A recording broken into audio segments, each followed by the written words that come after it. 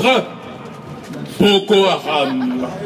Qu'est-ce que c'est ce truc-là? À quel moment est-il né? Et pour faire quoi? Sur un continent qui est l'Afrique, le berceau de l'humanité. Il n'y a pas de raison de tuer des vies. La vie est sacrée d'après Dieu. La vie est sacrée d'après la nature. Comment peut-on tolérer que la vie soit détruite par un groupe de terroristes? C'est insupportable. Et je condamne ceux qui ne font rien. Les États de l'Afrique centrale devraient s'unir pour donner un coup de main au gouvernement du Cameroun pour terroriser les touristes, c'est-à-dire Boko Haram. Boko Haram doit disparaître du continent africain. Boko Haram, nous devrons ici lui dire que c'est sa fin. Et l'Occident doit s'impliquer, comme l'a dit quelqu'un, c'est le sang qui coule.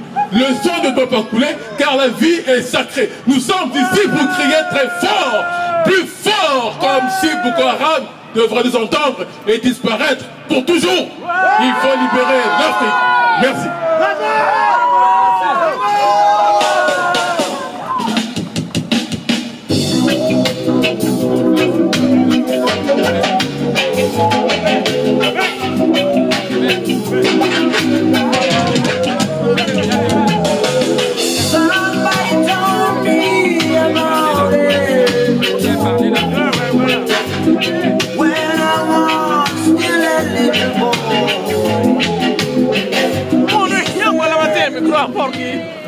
Alors, merci au docteur Loubello, que nous connaissons très bien et dont nous connaissons la ferveur et l'engagement.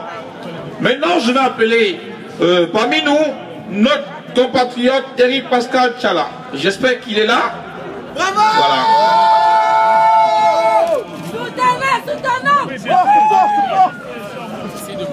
Chers frères et sœurs, bonjour déjà. Bonjour.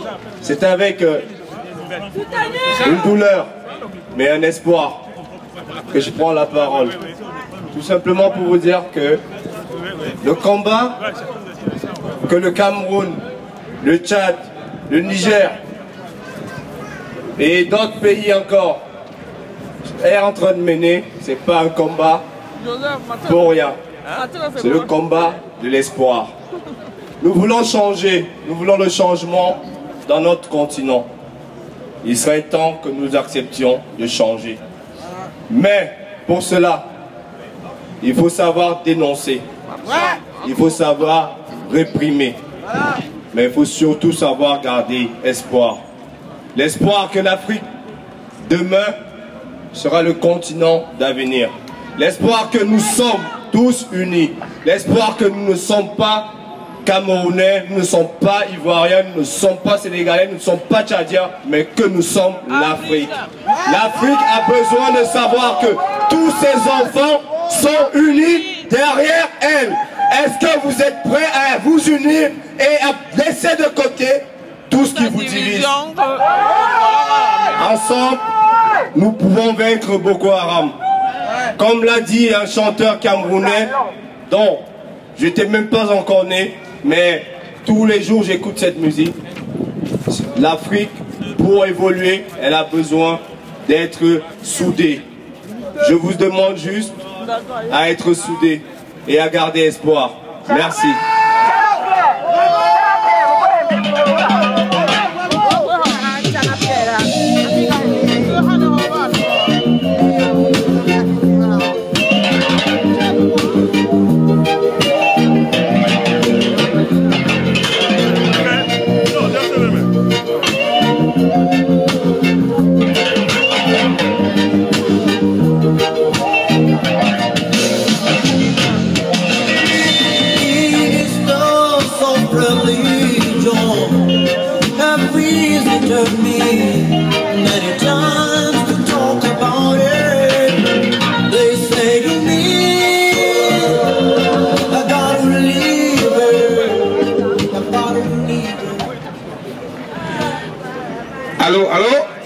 S'il vous plaît, rapprochez-vous, rapprochez-vous, rapprochez-vous. C'est une affaire de tous, c'est pas une affaire des Camerounais ou des Tchadiens, non, c'est une affaire de tous. Nous sommes tous pour dire non à Boko Haram. Nous sommes tous là pour dire arrêtez l'impunité. Nous sommes là pour dire stop au massacre. Voilà. Stop Boko Haram. We don't need Boko Haram. Charles. Alors, oui, je vais passer la parole à un de nos aînés qui a beaucoup œuvré avec nous. Il a manifesté, c'est un responsable associatif. Et je vais surprendre plusieurs personnes, je ne vais pas l'annoncer, de son vrai nom. Je vais dire, camarade, monte et présente-toi. Dis-nous deux mots.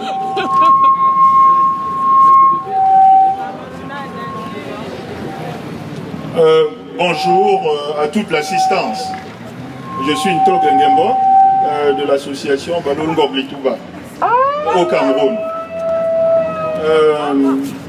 C'est vrai que l'Afrique en ce moment est touchée au cœur. Nous allons lutter avec toutes nos forces, avec nos tripes pour éradiquer ce cancer qui est en train de mordre un peu partout. Mais je pense que les Africains que nous sommes, nous devions nous poser aussi de très bonnes questions, parce qu'il y a beaucoup de questions. Boko Haram pose plus de questions qu'il n'apporte de réponses. Boko Haram, comme les Africains, nous ne fabriquons pas d'armes. Les Africains n'ont pas de fabrique d'armes. Boko Haram n'a pas de puits de pétrole. Boko Haram n'a pas de mine d'or, n'a pas de diamants.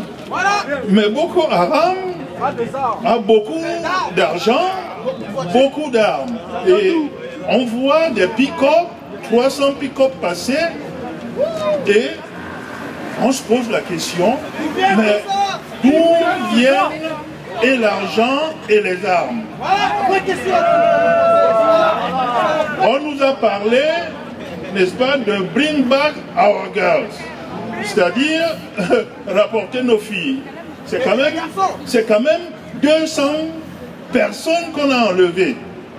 Comment se fait-il que en Syrie, au Yémen et un peu partout, des satellites localisent quelqu'un dans une voiture et on envoie un drone là-bas?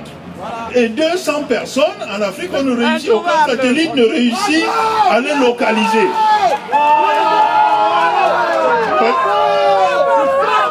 Merci. Parce que ces questions-là doivent trouver une réponse. Boko Haram a des sponsors très puissants.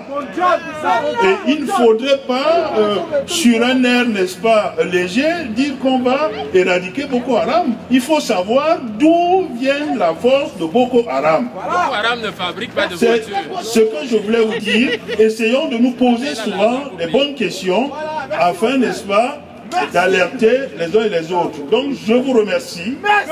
Et vive l'Afrique debout.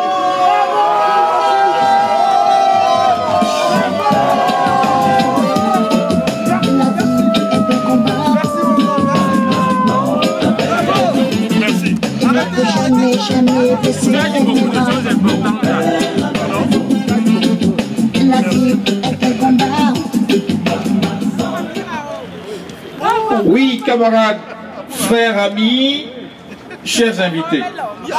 Merci encore d'être venus.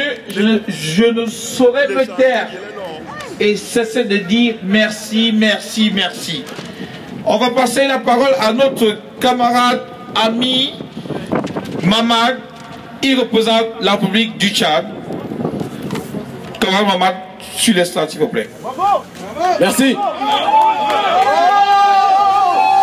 Oui, je m'appelle Mohamed Ahmad Ben Aboubakar Kébir.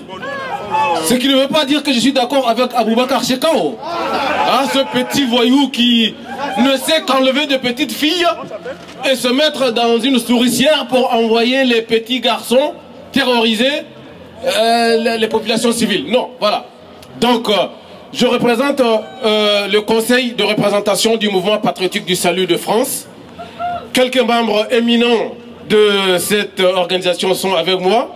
J'ai M. Bamaré, j'ai M. Adouad Mauloud.